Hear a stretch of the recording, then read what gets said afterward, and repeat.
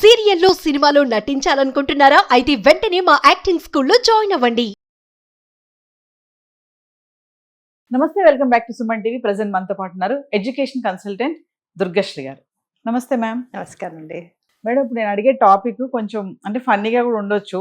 చాలా మంది పిల్లలకి ఈ వర్డ్ అంటే కొంచెం కోపం కూడా ఉంటుంది. చాలా అంటే మనం కూడా చిన్నప్పుడు అనుభవించే ఉంటాం.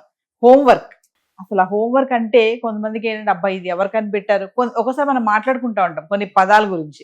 ఇది ఎవరు కనిపెట్టారో కానీ వాళ్ళకి తెలిస్తే అసలు భలే ఉంటుంది అనిపిస్తూ ఉంటుంది. అయితే హోంవర్క్ అనే పదాన్ని ఎవరు కనిపెట్టారో, అసలు హోంవర్క్ వెనుక ఉన్నటువంటి హిస్టరీ ఏంటి, ఒక్కసారి మనం ఈరోజు మళ్ళీ మనం స్కూల్ బ్యాక్ డేస్కి వెళ్దాము. ఒకసారి మన హోంవర్క్ గురించి మాట్లాడుకుంటే. మీరు ఒక బ్యాండేడ్ పెట్టవలసిన అవసరం ఉంటది కదా, ఆ ఎమోషన్ ని టచ్ చేస్తున్నారు అసలు అందరికీ. ఇది 1905లో ఒక ఇటాలియన్ టీచర్ రాబర్ట్ నెవిలిస్ అని, ఆయన ఏంటి పిల్లలకి పనిష్మెంట్ ఇవ్వాలి అన్నట్టు మొదలెట్టాడు. దానికి ముందర మనకి ఏంటి హోంవర్క్ లేదా అంటే, మీరు ఆలోచిస్తే మన జీవితకాలంలో ప్రతి వాళ్ళు, మనం మైథాలజీ గురించి మాట్లాడండి, హిస్టరీ గురించి మాట్లాడండి, ప్రతిసారి పిల్లల్ని ఇంటికి వెళ్ళి కొంచెం నెమరు వేసుకో, నువ్వు నేర్చుకున్నది ఏదో నెమరు వేసుకో అని చెప్పేవాళ్ళు కదా. ఆ నెమరు వేసుకోవటం ఎట్లా, కొంతమంది చదువుకునేవాళ్ళు, కొంతమంది అప్పు చెప్పేవాళ్ళు, కొంతమంది రాసుకునేవాళ్ళు కదా. అదే హోంవర్క్ కదా. ఇంతకు ముందర హోంవర్క్ ఏంటి, స్వతహాగా పిల్లలు తామంతా తాము చేసుకునేవాళ్ళు. ఇప్పుడు దానికి ఒక టైటిల్ మనం ఇచ్చి హోంవర్క్ అని పేరు పెట్టేసుకున్నాం. అప్పట్లో ఇది పనిష్మెంట్గా రాబర్ట్ గారు ఇచ్చినాను, ఒక అధ్యాపకుడిగా ఆయన ఇచ్చినాను. అది ఒక పనిష్మెంట్గా పిల్లలకి చాలా అనిపించేది. ఎందుకంటే ప్రతిరోజు హోంవర్క్ ఇవ్వటం ఏంటి, ప్రతి దాంట్లో హోంవర్క్ ఇవ్వటం ఏంటి అంటే, ఆ హోంవర్క్లో ఒక పర్పస్ అనేది వాళ్ళకి కనపడేది కాదు. ఇప్పుడు మన గురుకులంలో ఇవాళ నేర్చుకున్నది రేపటికి నువ్వు బైహార్ట్ చేసుకుని రావాలి అంటే, ఆ మెమరైజేషన్ అనేది ఇండివిజువల్స్ బేస్డ్ మీద ఉండేది. అక్కడ పనిష్మెంట్ ఇచ్చేవాళ్ళు కాదా అంటే, ఇక్కడ కూడా పనిష్మెంట్ ఇచ్చేవాళ్ళేమో కదా. అంటే ఆ పనిష్మెంట్ వేరుగా ఉండేదేమో, ఇలా కూర్చుని ఇంపోజిషన్గా కాకుండా. సో దానికి హిస్టరీలో మనకి ఎన్నో ఎవిడెన్సెస్ ఉన్నాయి. మన గురుకులం నుంచో, ఇన్ఫ్యాక్ట్ మైథాలజీ వెనక్కి వెళ్ళినా సరే, అందరు ఎలా నేర్చుకున్నారు, వేదాలు ఎలా నేర్చుకున్నారంటే అట్లా రాలేదు కదా. వాళ్ళు కూడా నేర్చుకోవాల్సి వచ్చింది, మెమరైజ్ చేయవలసి వచ్చింది. సో హోంవర్క్ అనేది కాన్స్టెంట్. స్టూడెంట్ అనగానే హోంవర్క్ అనేది కాన్స్టెంట్. అది ఎప్పుడు మనము ఫస్ట్ ఎయిడ్ బ్యాండేజ్ పెడుతూనే ఉంటాం దాని మీద. ఎందుకంటే when the purpose is not understood, it remains the same. అంటే మేడం, హోంవర్క్ లేకపోతే చదువు అనేది కొనసాగదా అంటే, హోంవర్క్ మస్ట్ గా ఉండాలి. కొంతమంది పేరెంట్స్ స్కూల్కి వెళ్ళి కూడా అడుగుతారు, ఒక రోజు హోంవర్క్ ఇవ్వకపోతే కొంతమంది అడిగిన సందర్భాలు కూడా ఉన్నాయి. నేను కూడా కొంత చూశాను. ఏంటి మా పిల్లలకి ఈరోజు హోంవర్క్ ఇవ్వలేదు ఏంటి మీరు, డైరీ ఉంటుంది కదా స్కూల్ డైరీ, స్కూల్ డైరీలో ఎవ్రీడే టీచర్ సిగ్నేచర్ చేస్తారు, ఆ పేరెంట్ తో కూడా సైన్ చేయించుకురమ్మంటారు after coming back to school. అప్పుడు అడుగుతారు, ఏంటి మీ టీచర్ హోంవర్క్ ఇవ్వలేదా, వచ్చిన అడిగిన సందర్భాలు కూడా చాలా మంది ఉన్నాయి పేరెంట్స్. అంటే హోంవర్క్ ఇవ్వకపోతే ఏంటి, హోంవర్క్ చేయకపోతే వీళ్ళు చదవరని అర్థమా? ఇది మనము 3 parts గా డివైడ్ చేసుకున్నాం. ఒకటి పర్పస్ ఆఫ్ ద హోంవర్క్, ఒకటి పాజిటివ్ ఇంపాక్ట్ చూద్దాము, ఒకటి not so positive. Negative impact అనే బదులు నాట్ సో పాజిటివ్ ఇంపాక్ట్ అని. అసలు పర్పస్ ఆఫ్ హోంవర్క్ ఏంటి, ఇవాళ క్లాస్లో నీకు టీచరు ఒక కొత్త కాన్సెప్ట్ నేర్చుకున్నారు, ఆ కాన్సెప్ట్ ఆవిడ 3-4 times రిపీట్ చేశారు అనుకో, అది నువ్వు ఇంటికి వచ్చి నువ్వు బుక్లో చూసి నువ్వు అది రివైజ్ చేయకపోతే నీకు అర్థమైందో లేదో ఎట్లా తెలుస్తుంది, రేపటికి లింక్ చేసుకోవాలి కదా. So one of the purpose of homework is to link from yesterday's learning to today's. Okay. Second thing, teacher చెప్పేసి వెళ్ళిపోయారు, బట్ మనకు అర్థమైందా లేదా ఎలా తెలుస్తుంది? మన సొంతంగా మనం కూర్చుని నేర్చుకుంటేనే కానీ మనకి తెలియదు కదా అసలు ఏంటి, అర్థమైందా కాలేదా, ఏది నాకు డౌట్ఫుల్గా ఉంది, ఇది నేను లింక్ చేసుకోలేకపోతున్నాను. So there is a purpose behind it. So ఆ పర్పస్ నుంచి ఇంకా ఎన్నో రీజన్స్ ఉన్నాయి మనకి. పర్పస్ అనేది అసలు క్రిటికల్ థింకింగ్ అనొచ్చు, లేకపోతే క్రియేటివ్ థింకింగ్ అనొచ్చు, లేకపోతే ఇండిపెండెంట్ లెర్నింగ్ అనొచ్చు, ప్రాబ్లమ్ సాల్వింగ్ అనొచ్చు, ఇవన్నీ ఉన్నాయి పర్పస్లో. సో ఈ పర్పస్ అనేది మనము ఈ హోంవర్క్, ఇప్పుడు మీకు వెరైటీ ఆఫ్ హోంవర్క్స్ ఇస్తారు. ఇప్పుడు మ్యాథ్ హోంవర్క్ రోజు ఇస్తారు టీచర్. ఎందుకు అది నువ్వు ప్రాక్టీస్ చేస్తేనే కదా, నీకు ఆ హోంవర్క్ లో ప్రాక్టీస్ చేస్తేనే కదా ఆ కాన్సెప్ట్ అనేది క్లారిటీ రాదు.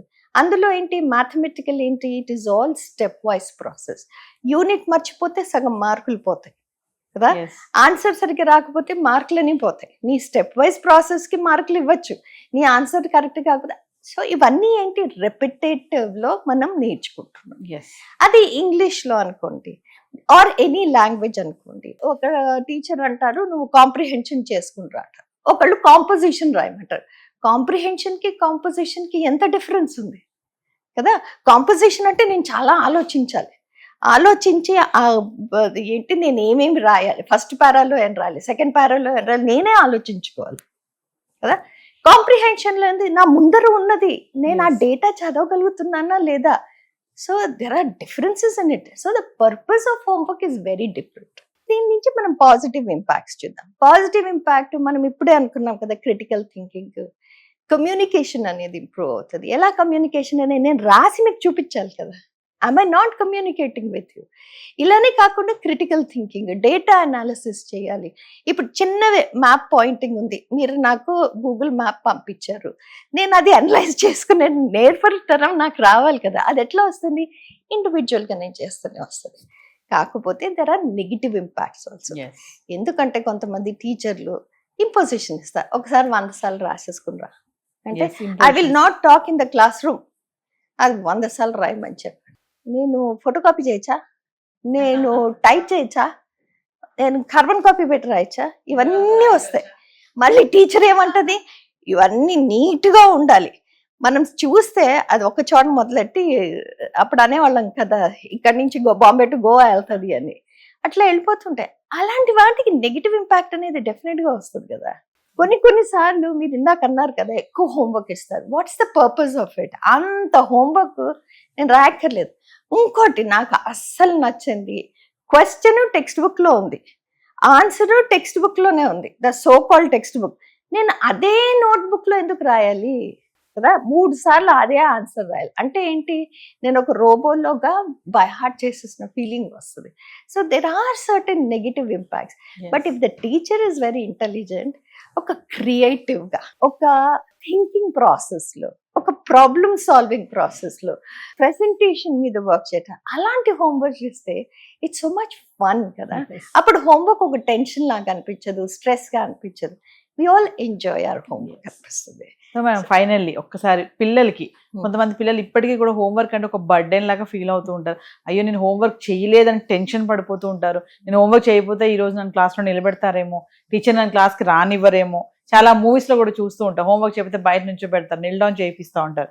ఫైనల్ గా పిల్లలకి, టెన్షన్ పడే పిల్లలకి ఏం చెప్తారు, హోంవర్క్ ని ఎలా తీసుకోవాలి అని? హోంవర్క్ ఎప్పుడు provided it is constructive. Okay, homework ఎప్పుడు స్ట్రెస్ గా నువ్వు తీసుకున్నావు అనుకో, అయిపోయింది, నీ బుర్రలోకి ఏమీ ఎక్కదు.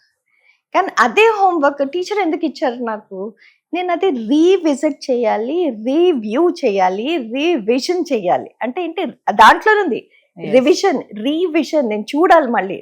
రివ్యూ అంటే మళ్ళీ చూడమంటున్నారు. అది ఎందుకు చూడమంటున్నారు, రిపీటెడ్ గా నేను చూస్తూ ఉంటే నా బుర్ర రిజిస్టర్ చేసుకుంటది అని. సో హోంవర్క్ నువ్వు ఎప్పుడు question and answer text book నుంచి నోట్ బుక్ లోకి రాయమంటే yes I agree, that is like a monotonous work. Still some schools do it, I'm not denying it. But ఏదైనా క్రియేటివ్ గా నీకు ఇచ్చారు అని అనిపిస్తే మాత్రం అది మిస్ అవ్వద్దు. అలా అని ఇంపోజిషన్స్ మాత్రం రిక్వెస్ట్ చేస్తున్నాను టీచర్స్ కి, అట్లాంటి హోంవర్క్ అస్సలు ఇవ్వద్దు. Because you're losing the student forever. ఆ పిల్లలు మీ దగ్గరికి రాను కూడా రారు, బాబాయ్ ఇది వద్దురా బాబు సతా ఇచ్చేస్తుంది అని. ఎందుకంటే మాకు బాగా గుర్తు మేడం, మేము స్కూల్ చదివేటప్పుడు హాలిడేస్ ఉంటాయి కదా, సమ్మర్ హాలిడేస్, ఇప్పుడు ఆల్రెడీ హాలిడేస్ నడుస్తున్నాయి, ఎగ్జామ్ పేపర్స్ ఉంటాయి కదా, ఆ క్వశ్చన్ పేపర్ ని ఒక్కొక్క పేపర్ ని 50 times 20 times హాలిడేస్ లో రాసుకుని మళ్ళీ స్కూల్ రీఓపెన్ అయినప్పుడు తీసుకుని రండి అనేవాళ్ళు. అసలు హాలిడేస్ అవి రాయడమే పెద్ద పని. అది ఆలోచిస్తే దట్స్ ఎ యూస్లెస్ జాబ్ అనిపిస్తుంది. కాకపోతే మీరు పాజిటివ్ సైడ్ ఆలోచిస్తే, ఇప్పుడు 8th లో చదువుకున్నది 9th లోకి లింక్ అయి ఉంటాయి కదా, అది మర్చిపోకుండా ఉంటారు అని ఏదో రూపాన అది అక్కడికి హాలిడేస్ డైవర్ట్ అయిపోతారు అని. కరెక్ట్. సో ఆ పిల్లలు రోజంతా ఏం ఆడతారు, ఒక గంట సేపు కూర్చుంటే రాయొచ్చు కదా. ఇదే రోజంతా ఆడేసుకుని పిల్లలు లాస్ట్ 3 రోజులు అయ్యో హోంవర్క్ చేయలేదు అప్పుడు కూర్చుని రాస్తే అది ఇంపోజిషన్ గానే ఉంటుంది. Yes. ఇట్లాంటి హోంవర్క్ ఎప్పుడన్నా ఇస్తే టీచరు అది లింక్ చేస్తున్నారా లేదా, కొన్ని టాపిక్స్ లింక్ అయి ఉంటాయి కదా, Yes. కొన్ని ఆ టాపిక్స్ లింక్ అయినప్పుడు పిల్లలు మర్చిపోకుండా ఉండటానికి అది రిపీట్ చేస్తున్నారు. కాకపోతే మీరు అన్నట్టు మీరు చిన్నప్పుడు రాసినట్టు ఒకటే క్వశ్చన్ పేపర్ అదే ఆన్సర్లు 50 సార్లు అంటే దట్ ఈస్ నాట్ కరెక్ట్.